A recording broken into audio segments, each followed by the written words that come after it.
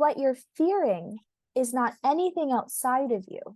What you're fearing is things outside of you evoking this feeling inside of you. Right. And now that you've learned how to be with this feeling inside of you, that it's not wrong, even though people in your earlier life modeled to you that it was wrong and they weren't available to be with you inside of it, that it's not actually wrong, that it's okay, it's understandable, it's allowed, it's accepted, it's loved, and it's not who you are. What does that change for you? How does that change how you show up? A little easier on myself, like more relaxed and accepting, less nauseous. It Yeah, feels like something shifted.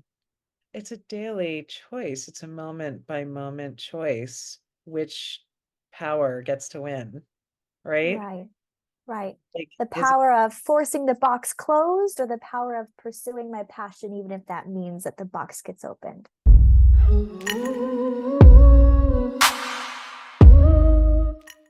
Hi, and welcome back to the Madness and Meaning podcast. And as you just saw in that little intro clip, this is a pretty different episode than most of the other episodes on our podcast. This is not an episode where Amanda and I are just going really, really deep into the nitty gritty of a topic that we're both really passionate about and also have seen be spoken about in a very lackluster fashion elsewhere on the internet. And we love those conversations and those episodes so much. Plus, part of what really inspired us to want to do this podcast was this other segment that we had an idea of, which was to coach people live on the podcast. And the reason why that felt so exciting to us, I think, is, well, one, very simply put, we both just really love what we do, like, so much. And also because we both have a really hard time describing what it is that we do for work. And a big part of how we have set up our business models is just to demonstrate the work that we do rather than talking about it, because articulating it in words is only going to, it's going to have limits. At least that's been my experience of it. And so in this episode of the Madison Beating podcast, I am going to be coaching a wonderful woman named Jamie, who volunteered to be a guest on our podcast. And little side note, if you would like to take advantage of this opportunity as well and either receive a completely complimentary session with Amanda doing a higher self reading, or have a life coaching session with me on the podcast, like I said, completely for free, just in exchange for us being able to share the content on our podcast, you can head to one of the first links that is in the description, and it'll lead you to fill out a form for either one of us to coach you or do a reading with you.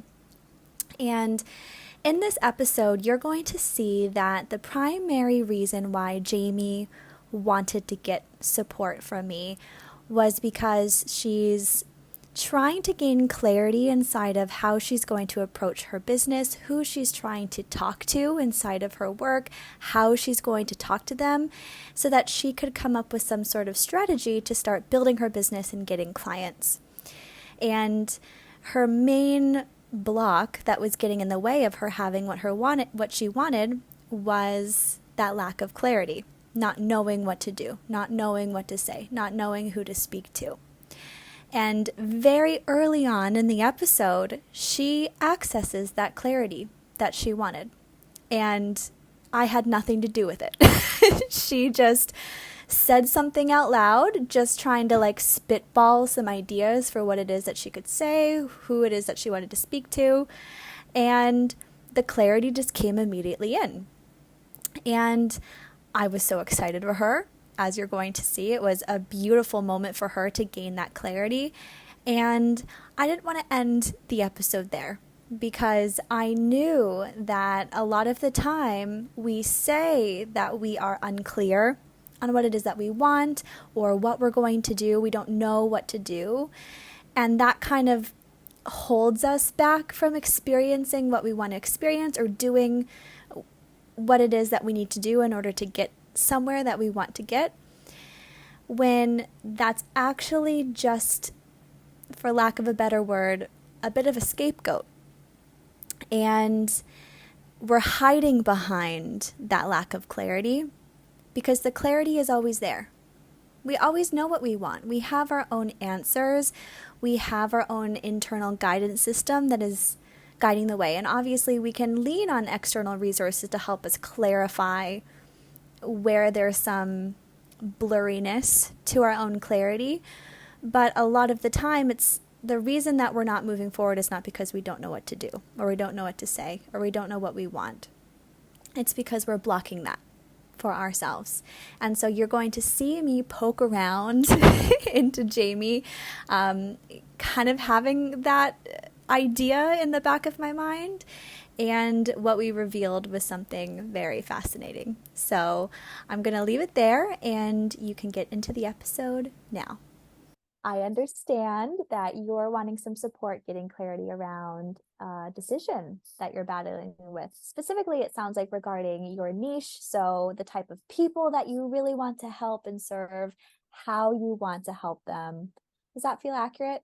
Yes. That's kind of what Yeah. you're looking for. Okay, Yeah. brilliant. So, before we dive really directly into that decision itself, I would love to first spend some time with you clarifying what your overall vision is for your life, for your career, so that we can have that context to base this decision off of. How does that sound? That sounds like a plan. Okay, Okay. Yeah. brilliant. Cool. So, this is the fun part that a lot of people have some hard time with, which is Right. getting clear on what the heck you actually want, right? Right. What a weird question. That Right. it's weird that it's weird, but it is weird, Well, isn't it? it's like that question, in grade school or when you're graduating high school and everyone says, "Oh, what do you want to be?" Or what are you going to Yeah. study? And And you're expected to know. mm, what I knew was I wanted to understand what influenced people and Mm, why they did the things that they did. Now I'm coaching, and right. that really is looking at why Yeah. people do what they do. Right. So let's really expand on that about where you see yourself and what is most important to you to how you're going to be showing up in the world. So let's say that it's a year from now and you were to look back and honestly say that the last year was like the best year of your life, or at least one of the top best years of your life. What do you think would have happened in that year? My gosh. Um, I would be able to pay for a vacation for myself. That would be amazing. Yeah, And take love it. it. Um, Yeah, I would start, I would I would sing somewhere. I would be on stage and perform somewhere and start to do more of that and do that for fun. Coaching clients, in and the flexibility and joy that I do have already in my life. And I would find more ways to integrate everything that I'm doing and the different people in my life that I know would benefit from knowing each other. yeah. Sounds like you like to be a connector. Yes, definitely. Yeah, yeah, that's a Yeah. role you thrive in. Yeah. That's beautiful. Yeah. Thanks. So you would get to really strive into that role a lot more. You would, I'm sure, from that get a huge sense of joy, of connection, of significance in that in this world.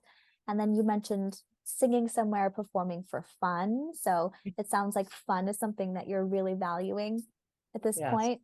Yeah, Yeah. Just finding ways to be in joy, because I'm a caretaker, a caregiver, what for my mother, and right. and we just lost my father, and it's a shift, and I want to create as much joy as possible in my life so Yeah, that I can handle all the other things, which yeah. leads me to I spiritually delicious is um sort of my brand, I think, for lack of a better. Love it. Spiritually Yeah. delicious. Mhm. Tell me more about your vision for this. So I'm a chef. I do whole foods cooking. I went to the Natural Gourmet Institute for Health and Culinary Arts in New York, and I have private clients here in Baltimore that I cook for. And I really love cooking. I love food. I love eating food. I love being healthy and the way that I feel eating healthy food. So, spiritually delicious is like it's coaching, it's working with people in their relationship with senses and being present in their eating experience, in their sensuality, life experience, and I kind of did like a little mind map and uh you know just developing programs to help tease out what's nurturing to people, how we Mm, can nourish ourselves, and wow. yeah, be soft with ourselves because there's so much judgment and hardness that we have with ourselves. Mm, That's all. wow. Yeah, It's, you know, that's it. Just that. It's no big deal. Just want to literally change the world through helping people really connect with their senses and their sensuality through healthy food and nourishing themselves and finding just so much joy in the experience of eating, which we all have to do on a regular basis. No big deal. aw. This brand, Spiritually Delicious, being a chef, doing the whole foods cooking thing, coaching, working with people with their relationship with their senses, and getting present in their eating experience and their sensuality experience, and developing programs to really carve out what's nurturing to people and to help them be soft with themselves. Where do you feel like you're living into that now on a scale of 1 to 10? 7. It's that I haven't put it in action, but I'm feeling more into it. Like it's Right. slowly coming into focus. Yeah. Cool. Yeah. And I love that you can recognize that such a small amount. It's that last 3 points to get from 7 to 10 out of 10 that is the actual physical creation of it. So Hmm. much of that percentage of it is in the embodied experience of it, is in the ability to visualize it. It's in like the understanding, the feeling into it, and all of that. It's cool that you're, because I think a lot of people would look at their lives or be in a situation where they have this vision for something, but it hasn't manifested itself into reality yet. And they would say they're like a one. Hmm. Even if they know what it's like, or they know what it is that they want, they haven't fully created it yet. And they wouldn't acknowledge the impact on the creation process of something that comes from just feeling into it and having that clarity that you have. Hmm. There's some quote that I took from a Greek philosopher that it's like first decide what you would be and then what you would have to do. Mm-hmm. I So love that. you're Oh, in. brilliant.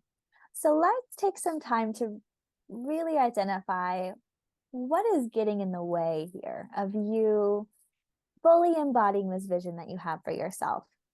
So, what do you see has been holding you back or slowing you down, or hold the potential to hold you back and slow you down from stepping into this vision? Coming to more clarity about what my offer is, who you know, like just how I'm selling this. Yeah. So, there's a lack of clarity. Let's break Yeah, that down a bit. What's thank contributing to the lack of clarity? Is there doubt? Is there fear? Like, what is this experience that you're calling a lack of clarity? It's like I don't think I've crafted what I think I'm gonna be offering, So like, am I saying I will offer, like, just spitballing here, right, Mm, with you, because this is where it is. It's like, how do I say what I'm doing? I'm offering a 45-minute session to help identify the conversations that women have with themselves when they look in the mirror, and what they see and who they want to be. mm, Oh, I like that. yeah. What's that Good. like? That sounds good. You know, What's it feel like? it feels kind of resonant, I think. Yeah. Okay. Let's do it again. Yeah. What Yeah. did I? Well, what I want to slow down that moment where it was, I like that, I think. Yeah. Where did that I think Think. come Right. from? What was that? That's my seven, my sevenness. Like, is that the right shiny thing I want? Right. Like, Right. Yeah. Yeah. So there's a part of you that whenever something comes to clarity around a possibility, like this could be what it is, part of you wants to question it because it doesn't want to be tied down to it. that's exactly right. Yeah. Yes. Yeah.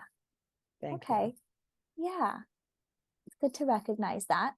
Yeah. And so, because you are so familiar with the Enneagram and you have, I'm sure, a lot of awareness around this already, I want to get into the nitty gritty of how this part of you, we'll call it your seven, that Mhm. lives in you is showing up inside of your pursuit of getting clear on this and contributing to the lack of clarity. So I identified one aspect of this, which is when you think of something that it could be, part of you questions it, doesn't want to get tied down to it. So Right. can you see any other experiences of you pursuing this clarity, you pursuing this vision that you have for yourself, where your seven is showing up and creating some resistance? Yeah, it shows up. Well, last night I had another coaching call with someone who's getting their hours. And so we named her Arabella, this, whiny, insecure, I don't know how to do it. And like, else is so much better than me. And, so we decided that she's, trying to protect me, and she doesn't want me to be exposed or look like, silly or something, or, Yeah. Yeah. So then what's the deepest fear there that it's protecting you from? being accepted, I think, Yeah. Yeah. It wants acceptance. and being wanted, right? Yeah. That one. Yeah. That's the Always. one. I want to be wanted. Mhm. Yeah. And it's so sweet that we want everyone in the world to want us. It's cute, isn't Right? it? Yeah. Yeah. Yeah. Sweet.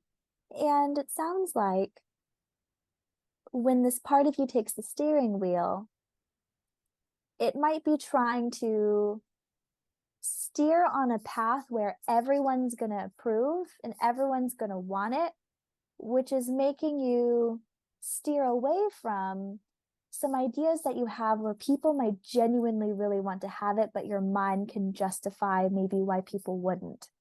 Right. Yeah. I can come up with Yeah, lots. Yeah. totally. And you're never not going to be able to. Right. Yeah. Yeah, our minds are brilliant machines for coming up with justifications for anything. So tell me some of those justifications that your mind comes up with as far as why you wouldn't pursue any single idea that you have. Like, let's say the one that you came up with when you were channeling that to me of like, I help women um, change the conversation that they're having with themselves when they're standing in the mirror or something like that. And you talked about helping people change Really like their that. relationship. I I think like that's it too. good. And while this part of you is online right now, it's like, yeah, that's good. Love that. Can we take a moment just to get curious with any whispers there are from the other part of you that might doubt that might have fear about that, or that might not want to get tied down to that for any reason? Well, now what comes up is like, okay, I've got that. And I do think I resonate strongly Yeah, with yeah, yeah, as you should. and um and then what do I do with it? Like, do I just start talking on Instagram and just being like, wow, I just realized this is what I'm doing. Mm, And if you want to give me have a clarity call with me, I'm offering 2 free clarity calls this month. And yeah, uh, I love the clarity that's rolling in.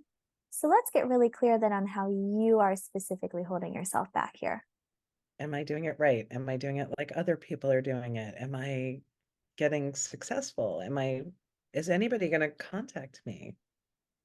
Mm, Anyone, yeah, I put the yeah. invitation out there. What happens if I hear nothing back? You What know, happens? then I keep doing it, keep trying, keep showing up. Is it Instagram? I'm showing up on Instagram and just keep Yeah, posting, talking, keep yeah, being who I am, keep being spiritually delicious. One of the programs I was in was about talking about, what you've been through and how that can provide a ground and common place for people to connect with so that they feel safe and heard with you. So I would like to begin crafting that story sort of in a way that I feel comfortable with. yeah. It sounds like you have some things kind of like on the to-do list that you can recognize would be a meaningful step forward in you starting to create that branding, that clarity, and also potentially new clients for Mhm. yourself, right? You want to start crafting your story. You want to start figuring out how to put it out there in a way that feels really good and comfortable and aligned with you. You want to start talking about what it is that you do on social media. Why haven't you yet? Because I haven't been this clear with something that I think I can identify with and can offer Yeah, it. Yeah. But it but I just think that, it clicked. Yeah, yeah. So, what's the next step for you from here? What feels like the next most intelligent step? post something on a live, and just start talking. Just be like, you know what, I finally realized that this is who I'd like to, with a conversation I would like to have with people and where Yeah. we can go with that. I grew up hating the person that I saw in the mirror, and that's a hard thing to say. It's a hard thing to admit. Mm, Yeah. yeah. Curious what specifically about that feels hard.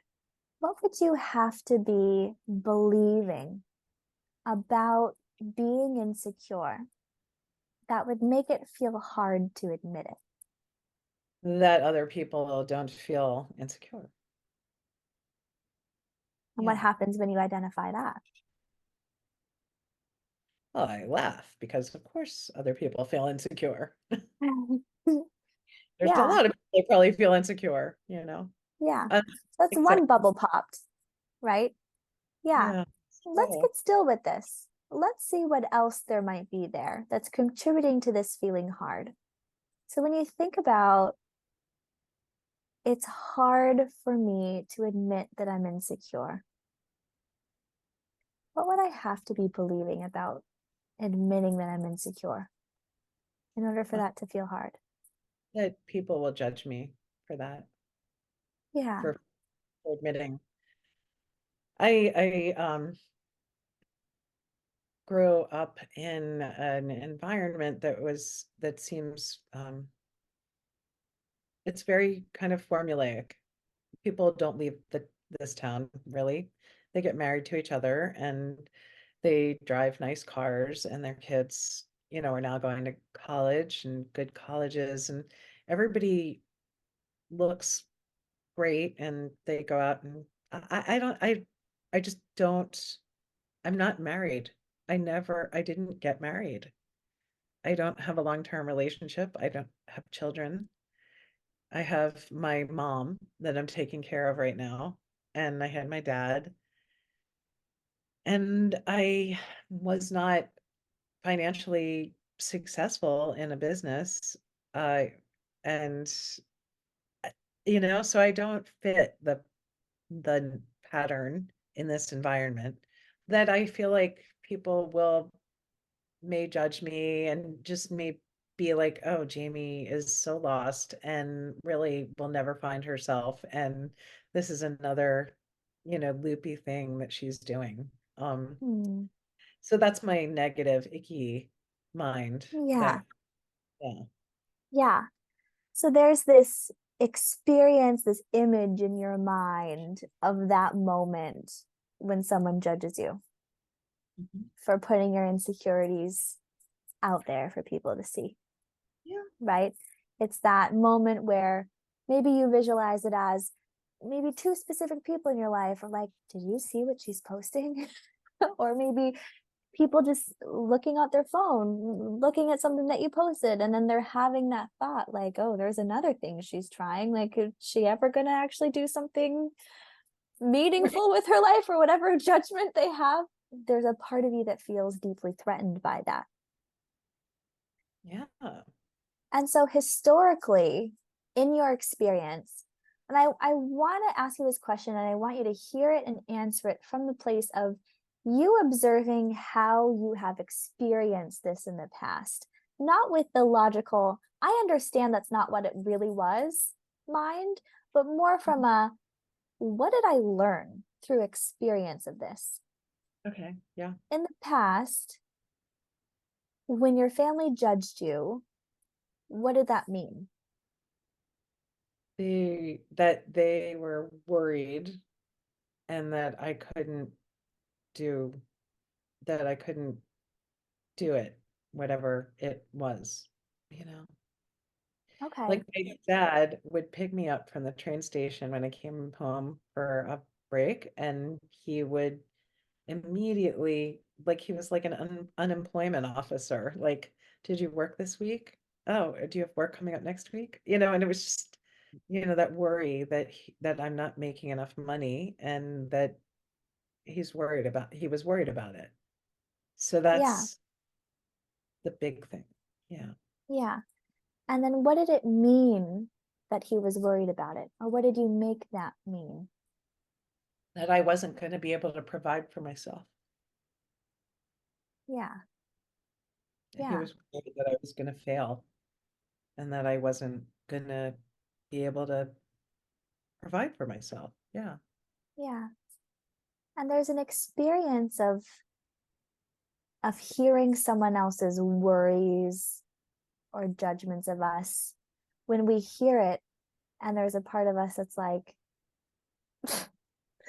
that's kind of silly. Like I maybe I understand where they're coming from, but like obviously they don't really know what's going on. And that would happen. I'm thinking of the idea of like imagine telling like my great grandma that I'm a life coach. She has no idea what that is. And so she's going to be like, are you going to make enough money doing that? And I'd be like, grandma, like the most rich people in the world are doing life coaching. Like you can make really good money doing that. But her comment would really trigger me if I was doubting my own ability to make money doing that. Yeah. Right. So depending on what place I was standing in my own power and in my own belief in myself, her comment would mean something different to me. right? Definitely. Yeah. And so when you experienced that judgment and that worry from your family, did it feel like it was activating a fear or a worry that you had within yourself? Definitely. Yeah. I felt Yeah, like a and I right. felt like scared and that I wasn't successful and I I felt panicked and it finally I couldn't do anything about it because there I am sitting in the car coming down from on a visit with my family and I can't jump in and I can't go and earn money right then. Ugh, And yeah, that was the feeling. It was like I'm not making enough and I'm not good enough and I I'm don't not know what to doing do anything about about it. it. Right. And I'm like, Dad, it's really difficult for me to have this conversation with you because I just got here and I can't do anything about it. Yeah, And it makes me really yeah. uncomfortable. Doing something about it is such a reliable means of escaping discomfort in our Yeah. lives. Yeah. There's there's a way that I've contexted this in the realm of working with people who have really struggled with their body image and their relationship with food and exercise, Mhm. where even if someone can really clearly recognize that they have a very disordered relationship with food that's impacting their mental health, their relationships, their life in general, and exercise as well, but they're still holding on to it as tightly as they can because they're so afraid of being in a position where they're going to feel bad about their body, even though they might feel bad about their body now, but they're going to feel bad about their body and they're not even going to be able to console themselves with the knowing that at least I'm doing everything that I know I can do about it, Mm. right? There's something that feels a little bit comforting about I might not like the way that my body looks. I might pick myself apart in the mirror. I might feel hopeless over the idea that I'm ever going to have the body that I think that I should. But if I'm killing myself in the gym every day and starving myself and restricting myself and suffering and not involving myself in social experiences because I'm too dedicated to do that, then at least I feel like I'm doing something about it and I don't have to really deeply face that pain. Mm. Right. Right. Yeah. Yeah. So there you are. And there With you are. that pain, and you're not able to run from it and you're not able to go work it off. Right. What does it Right. look like Right. inside of that pain? Exactly. And Ugh. what was that pain for you when you were sitting there unable to launch yourself into making money?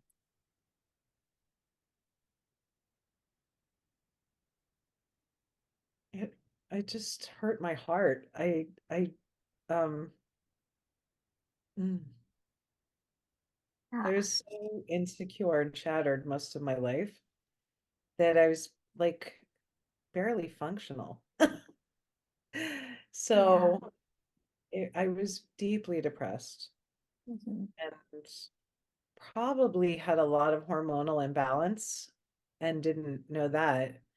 So there was a lot of behaviors that were really dysfunctional and that I had, and just procrastination mostly, like really doubting myself and allowing this to stop me all the time. That I deliberately put myself outside of a traditional work career, path, Hmm. but I didn't put myself at the level that I thought I should have been at, and that I was working below my what I should have been doing. Yeah. There It was didn't something really important about when you started making that connection to a point in your life earlier when you were really insecure and really depressed. Because what I'm seeing is that in those experiences where you were sitting in the car and you were faced with this possibility that you had failed something, that forced you to touch that experience that lives in your body of being so depressed, so dysfunctional, so just like I like to call it the experience that we put inside of a box in the darkest corner of our mind and then we sit on top of it and we never let it out. Like that's the experience that we've all had that we lock away forever. We spend our whole lives trying to ensure the box never gets opened. Yeah. Yeah. Yeah. And so there's this mechanism that you have created in your life of keeping the box closed by doing something about Mm, it. yeah. Fix it. Yeah. Yeah. Creating a result, getting myself somewhere else. Let's acknowledge how beautiful that is and how far that's gotten you in your life. Yeah, it's a motivation. It's a vehicle, it's a tool.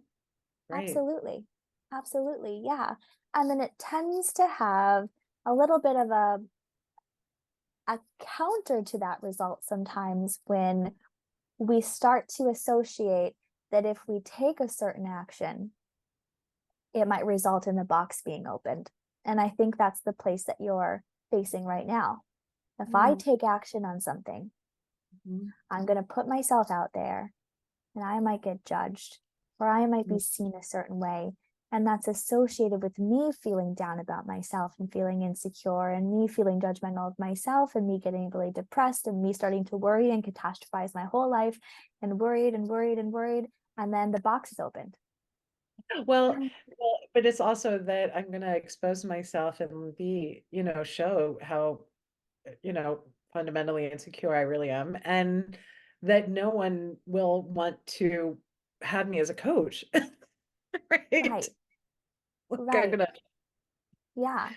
And it's that experience of you deciding nobody wants me to be their coach that would open the box. yeah. Yeah. So, of Nobody wants, course, you're going to not go all in on yeah, this if yeah, it's more important to you to keep the box closed. yes. So, that experience inside the box, I saw that you started to touch it a bit Oh, when you started talking about that experience earlier in life. Do you remember when you started talking about when I was younger, I was really insecure, I was really depressed? mm. Yeah, yeah. Does it feel okay for us to just open our hearts to that experience a little bit in this moment? Mhm. Yeah. Okay, yeah. Tell me more about what that was like to be in that experience, not even just from your higher self that knows that that was helpful and that was a period of time you needed to go through and all of that. Let's not talk from there. Let's talk about the gunk of Mm. that experience. Tell me about it. What was that like? Um, Fundamentally, I think it's about my brother being dysfunctional and not relating to me and not talking to me and not being kind and but like even more exaggerated than the usual brother. I don't know, I mean, I don't ever remember him actually talking to me, and but I mean, and I guess it's all like what I got when I was growing up was he was 5 years older than I am, and that he was always angry and he never wanted to do anything for anyone else. And he and I shared a bathroom, and that was horrible because he was a mess. And he just locked me out. He didn't want to have anything to do with me. And I felt very isolated and alone up there on the hill Yeah. that he lived on. And that was all I had. And then school, Mm, and I didn't understand what other people knew. I didn't get the jokes that they had with each other. And maybe I'm on the spectrum or have mm, ADHD or something, or right. or maybe it's just that I developed this thought that I'm odd and that I'm not normal like other, I'm not like other people and that I don't fit in Yeah. that environment. Can you see like a vision or like an image of younger you who was just deep in that experience? Whether Yeah, it's her standing outside your brother's door, or it was on your way back home from school. What really resonates with you as far as when you really hit the depth of that experience? dread, Yeah, dread, rejection, discomfort. Like yeah, I didn't like being at home. It was not fun. It yeah, was it was not. yeah. And where is she in this moment when when she's like, I'm done with this. I don't want to be here. I'm dreading it. Where is she? Is she at home? Is she on the school bus? Is she standing outside your brother's door? Oh, I even just walking up the hill from the bus stop. Yeah, yeah, We lived in yeah, the suburbs, but we lived on top of this hill and it just yeah, trudging up the driveway and just being like, oh, yeah, what's happened today when I go in when I walk in the house. yeah. So just stay in that vision. Can you just watch her for a moment? Just watch her grudging up the hill, being just in so much dread, confusion, rejection, feeling like she didn't belong.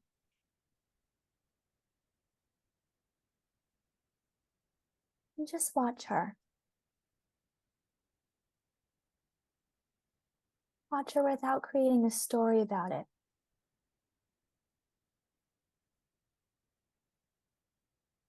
Just see her.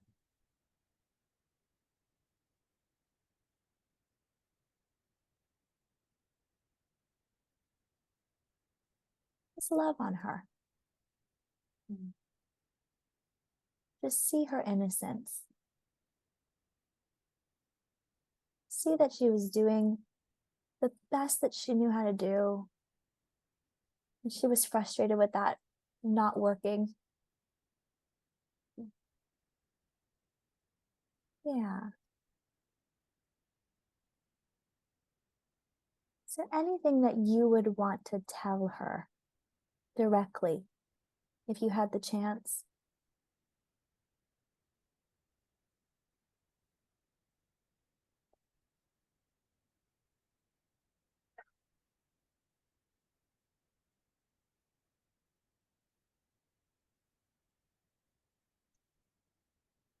Um, but she's really wonderful.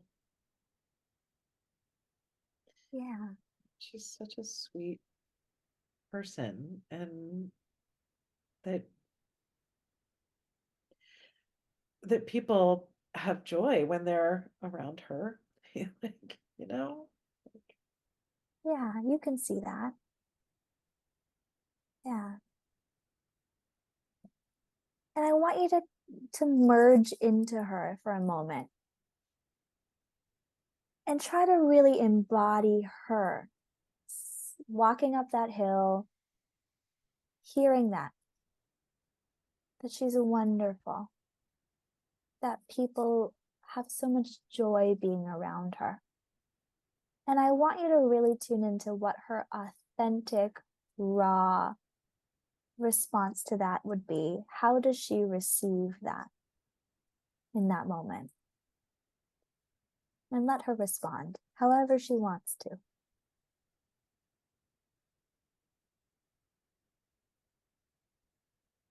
there's a yeah, but I don't know what Yeah, I don't know what the but is. It's yeah, but you're not popular. You're not part of the in group. You're not part of the people who, you know, yeah. What you say doesn't matter.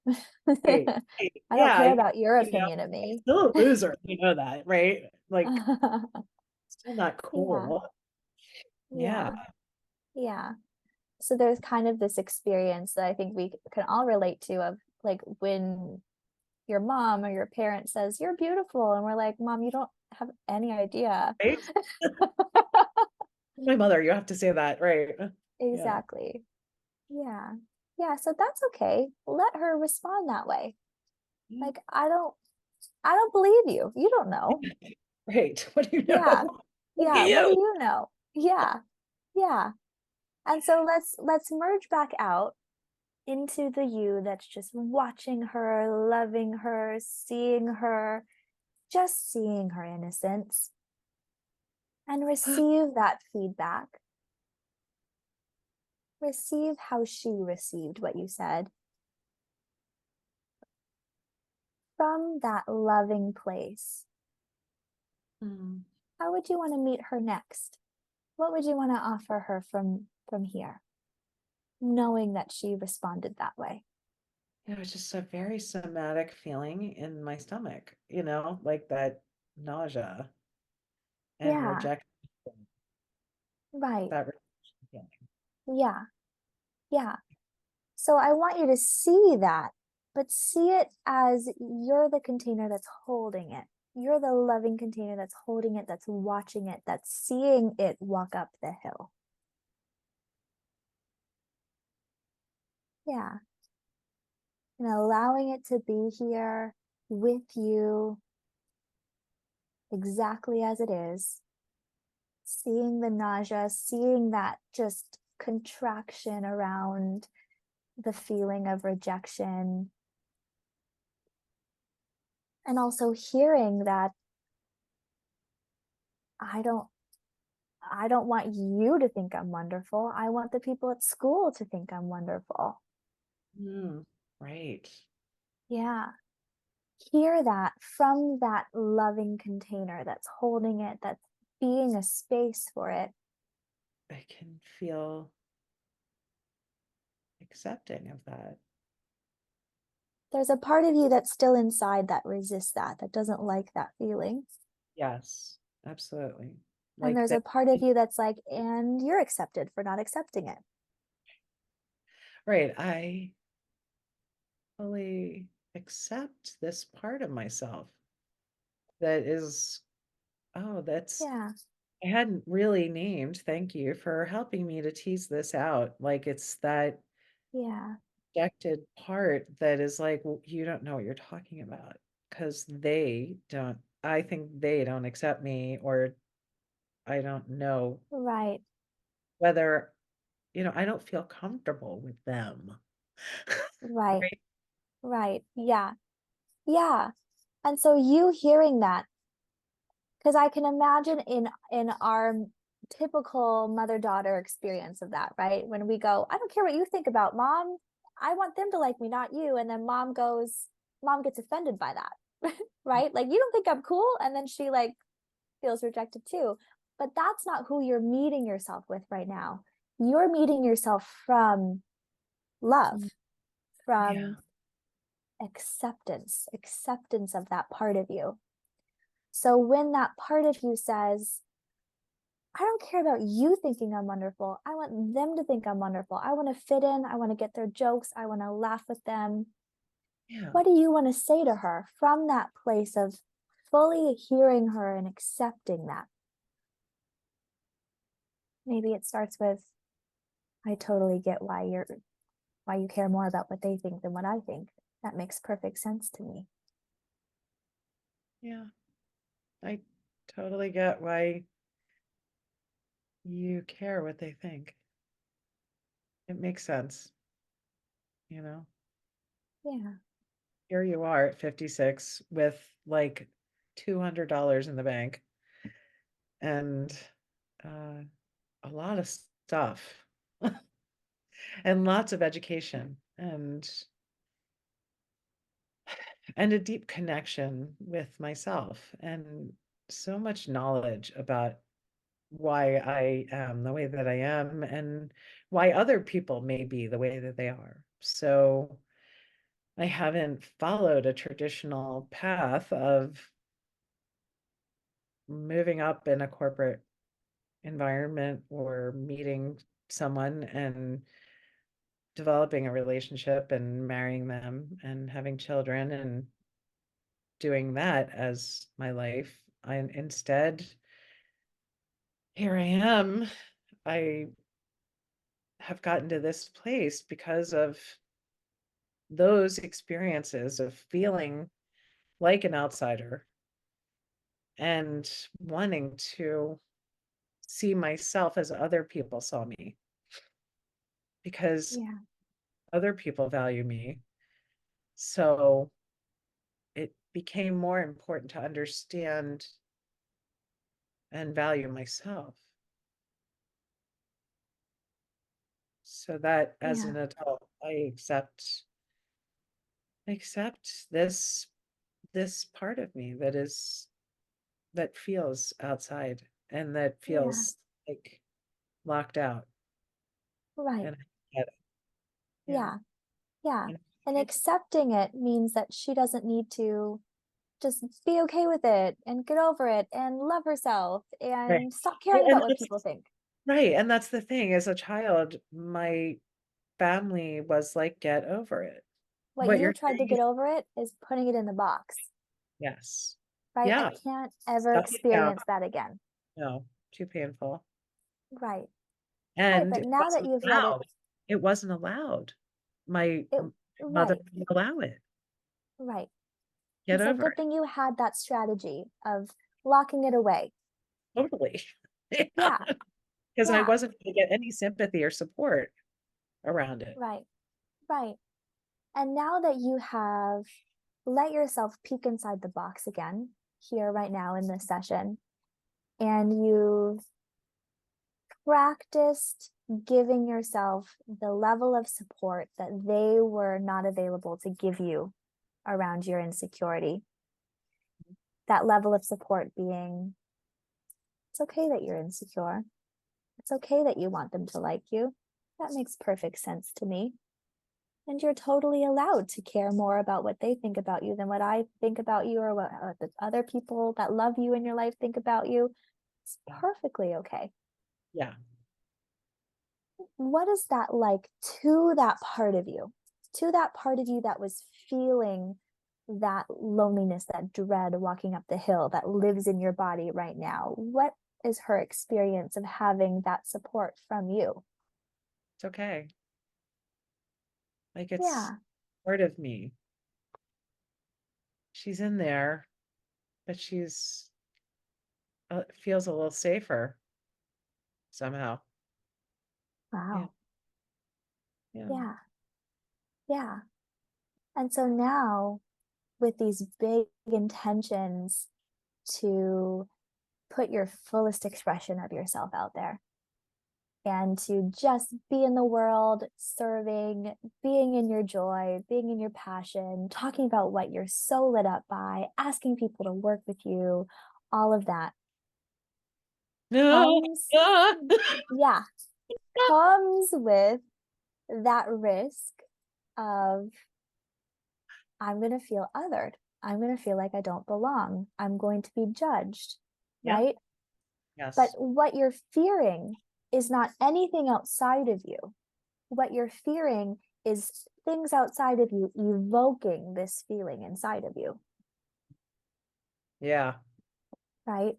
Right. And now that you've learned how to be with this feeling inside of you, that it's not wrong, even though people in your earlier life modeled to you that it was wrong and they weren't available to be with you inside of it, that it's not actually wrong, that it's okay, it's understandable, it's allowed, it's accepted, it's loved, and it's not who you are. Mhm. What does that change for you? Learned how to be with this feeling inside of you, that it's not wrong, even though people in your earlier life modeled to you that it was wrong and they weren't available to be with you inside of it, that it's not actually wrong, that it's okay, it's understandable, it's allowed, it's accepted, it's loved, and it's not who you are. Mhm. What does that change for you? How does that change how you show up? a little easier on myself. I think less, like more relaxed and accepting and less nauseous. It Yeah, feels like something shifted. So, and it's a daily choice. It's a moment by moment choice, which power gets to win, right? right, right. Like, The is it, power of forcing the box closed or the power of pursuing my passion, even if that means that the box gets opened. yeah, or not allowing the 8-year-old to to win. Right. Yeah. She Like, doesn't have to okay, win, but she can come along for the ride. yeah, yeah, It's like, oh, yeah, I understand that life sucks and everyone hates you and you will want everyone that doesn't like you to like you. Totally get it. Come on. people. Why don't people like me? Hmm. Why? Is that a question that you have? Why don't people like me? Yeah, Yeah. And what is your most insightful wisdom around that? think I make that people are uncomfortable with me because Hmm. I am not, like I don't s- speak the same language. I Right. operate on the same level. Yeah. Like I've always, even when I didn't know what it was, I think that I've always wanted to have a greater connection with people's authenticity and vulnerability and not the facade and the Right. Yeah. And shit, people are intimidated by that. possibly. So, you being in your fullest expression of your humanness and your vulnerability would feel threatening to somebody who can see that that's something that they could do. And the fact that they see that they can do it scares them because they don't want to do it because it feels too vulnerable. Yeah. Or threatening or, Yeah. questioning them. If they can just be around people that are all in their facade, all in their Right, just comfort zone. constipation of vulnerability. Right, or this is their comfort zone. It's okay. Yeah. Yeah. It's their And busyness. It's that's, their yeah. right. I mean, and that's now I don't want to judge anyone. I just Yeah. understand Yeah. that it's a place Exactly. that's so uncomfortable and like Right. And I you understanding it allows you to not take it so personally. They don't like me not because there's something wrong with me or that I'm not good enough. well, I don't know. Most people may think that their lives are actually going along quite wonderfully. Right. Right. And they don't like it when someone comes into their life showing them a completely new way of being that makes them question their life choices that feel comfortable. Yeah. Yeah. Yeah. Yeah. And so people are totally allowed to have that experience of you. Mhm. If you get to be that person that evokes that in them, they might associate that as, I don't like her because I don't like how I feel in Yes. her presence. Yeah. But that doesn't mean anything bad about you. Right. And I can know that now. So, what would you like to, Take away. how would, yeah, yeah, how, takeaways, how would you like to use what you accessed in this session and the insights that you had to move forward in a different direction or in the same direction, but with just more amplification? I feel comfortable about about doing a post or something, recording something for, Instagram, Facebook, and just saying, look, I've been trying to tease out who I want to work with or what I feel that I can offer to people. And this is what I'm coming up with. and this is what feels right for me. So if you Love it. identify with that and you'd like to explore that a little bit more, then, direct message me. Simple, perfect, vulnerable. I love it. And how are you going to commit to having a different relationship with this 8-year-old that lives inside of you that sometimes gets really fearful around how other people are going to think about you or judge you or worry about you? I'm gonna allow her. I'm gonna allow the feeling to come up. Yeah, I'm just gonna be with her and listen and just breathe into that nausea. yeah, Just be like, yeah, I know. It feels really awkward, but yes. let's try this. And it's gonna, see what happens. We can Mm, only try. Like not doing something might be worse than doing this. yeah. Hold her hand and take her with you, is what Yeah. I'm hearing. Yeah. Like, I understand this is really uncomfortable. This really sucks, but I got you. Let's go. And we've got to cross the street. Let's go. Yeah, yeah, yeah, yeah. Yeah. That very loving, compassionate, fierce parent role to yourself. Yeah. Becoming your own loving inner parent.